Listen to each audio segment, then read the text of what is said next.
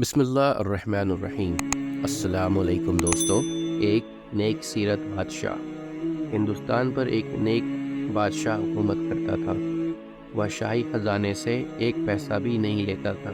وہ کہا کرتا تھا کہ شاہی خزانہ عوام کا پیسہ ہے اور عوام پر ہی خرچ کیا جانا چاہیے۔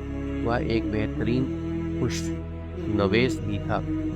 وہ قرآن پاک کی کتابت کرتا اور اس کی آمدنی سے اپنا گزارا کرتا۔ اس کی ملکہ بھی نیک تھی۔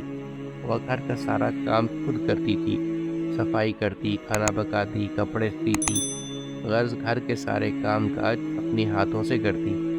ایک دن ملکہ کا ہاتھ روٹی پکاتے ہوئے جل گیا۔ جب بادشاہ گھر آیا تو ملکہ نے کہا، مجھے ایک خادمہ رکھنے کی اجازت دے تاکہ وہ گھر کے کام کاج میں میری مدد کرے۔ بادشاہ نے کہا، ملکہ تم جانتی ہو کہ میں شاہی خزانے سے ایک پیسہ بھی نہیں لیتا، اس لیے کہ یہ عوام کا پیسہ ہے، اور میری آمدنی اتنی نہیں کہ میں ایک خادمہ رکھ سکوں، کیونکہ میری آمدنی میری ہاتھوں کی کمائی پر ہے۔ قرآن پاک کی کتابت سے اتنی کم آمدنی میں ایک خادمہ رکھنے کی گنجائش کہاں ہے؟ میں اگر بادشاہ ہوں مگر حقیقت میں ایک عام غریب آدمی ہوں۔ شاہی خزانے پر صرف عوام کا حق ہے اور عوام کی فلاح و بہبود کے لیے ہی خرچ ہونا چاہیے۔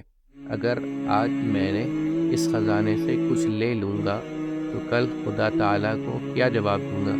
ملکہ تم حلال کی کمائی پر صبر و شکر کرو، کل پیارا خدا تمہیں اور مجھے اس کا بہت اجر دے گا۔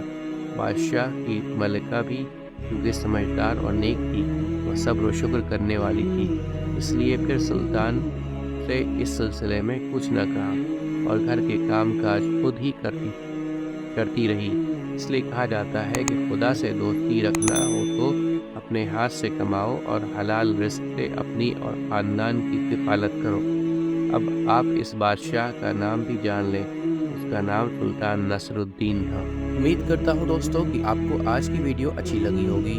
اگر آپ کو ہماری ویڈیو اچھی لگی ہے تو ویڈیو کو لائک ضرور کریں، اور مزید اس طرح کی ویڈیوز دیکھنے کے لیے ہمارے چینل سبسکرائب کر لیں اور دوستوں کے ساتھ شیئر کرنا بھی مت بھولیں۔ اللہ آپ سب کا حامی و ناصر ہو۔ انشاءاللہ ملتے ہیں اگلے ویڈیو میں۔ اجازت دیجیے، السلام علیکم، اللہ حافظ۔